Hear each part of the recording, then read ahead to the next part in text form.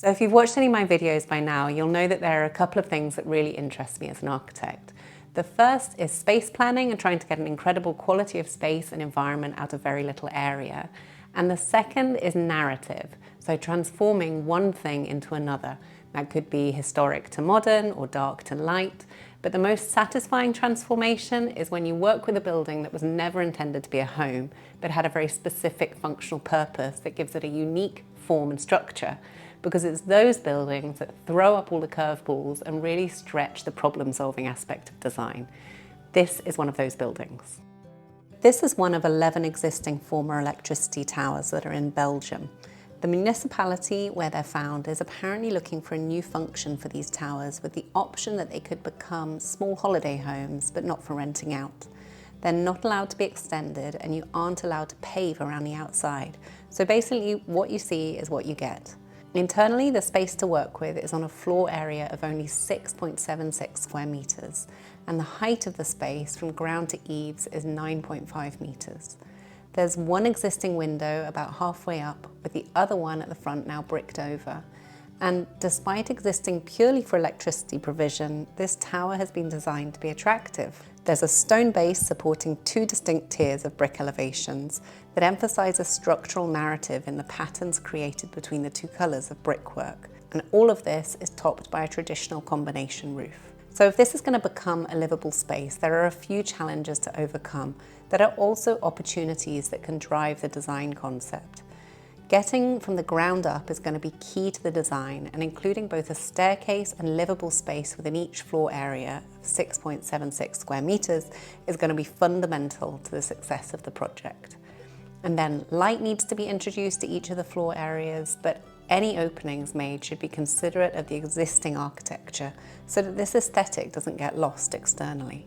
Each of these projects that I do requires a fair bit of research before and during the design process, and I do a lot of this online using the Opera browser. I love that it makes tab islands, so we're going to be moving house soon and I've been looking for a rental property while also organising my kids' change of school, while also looking out for new video subjects and getting my head into ideas for current designs that I'm working on.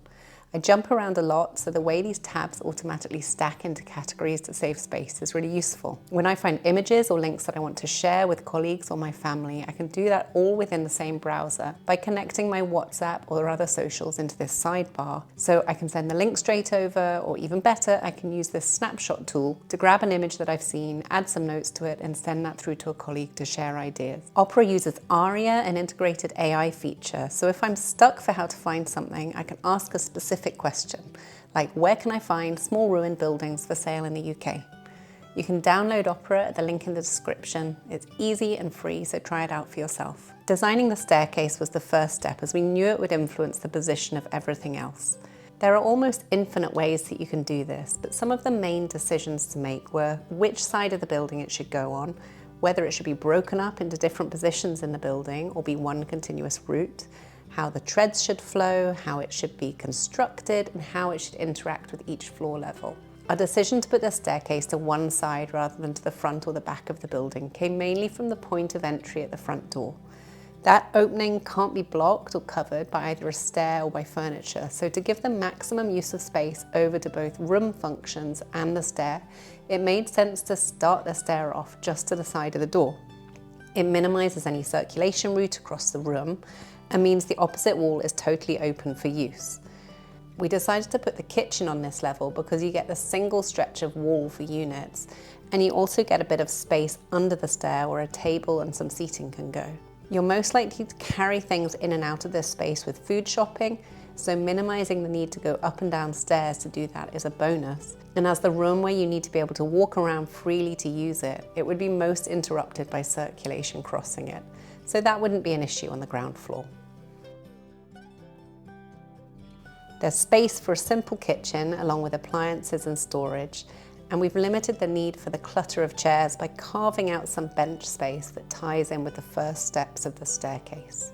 To keep the floor structure minimal, we're proposing using a steel structure much like the remains of the old floor that are still in the existing building. To keep the stairs minimal too, we've proposed that they're formed from perforated folded steel.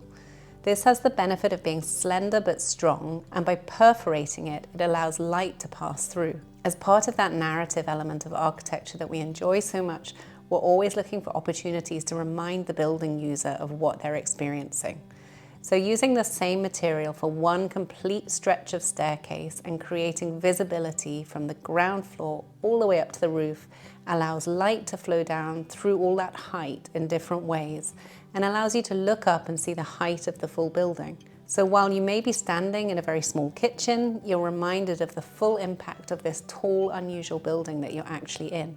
And then by colouring the perforated steel in a light grey colour, we're not trying to make it disappear or pretend it's not there, but instead we like the idea of it feeling like smoke, sort of there and not there at the same time. So on the next floor you have a living area, and you can see floor space is also circulation space, so it's another reason to give the staircase an identity of its own, because it's always a visible feature. This floor is in the upper level of the lower tier of the brick structure, which has this tall arch feature in the decorative brickwork. So this is an opportunity to play with that and introduce a new large window opening to replace the small one that exists.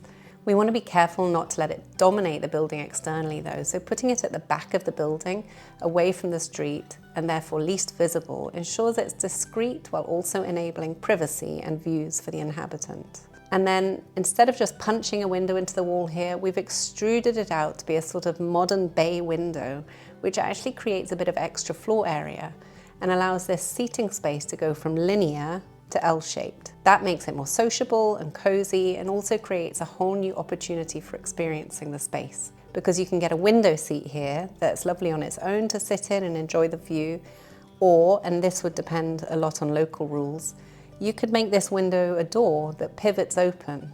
This seat could be dismantled and stacked away under the sofa, and you could have direct access onto a terrace that could be a very simple structure, but add a whole different dimension to this tower as a living space. So on the next floor up, we've put the bathroom, and we've arranged the floors in this order for a couple of reasons.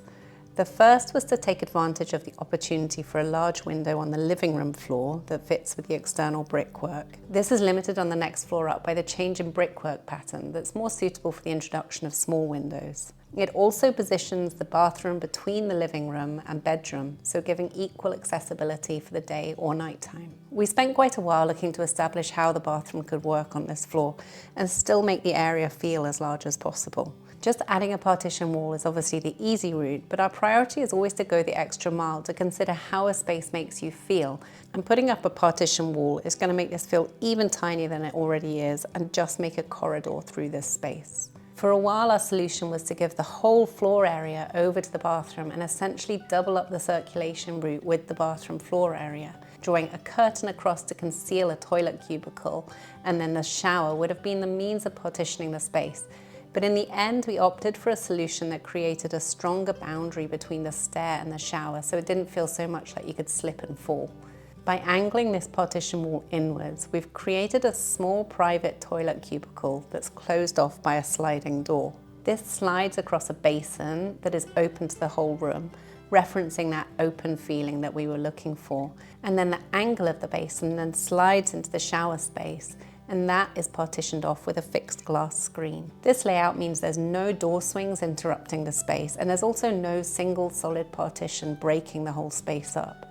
So it's a mix of all the elements we were seeking and gives an interesting floor plan that references the angles of the staircase too.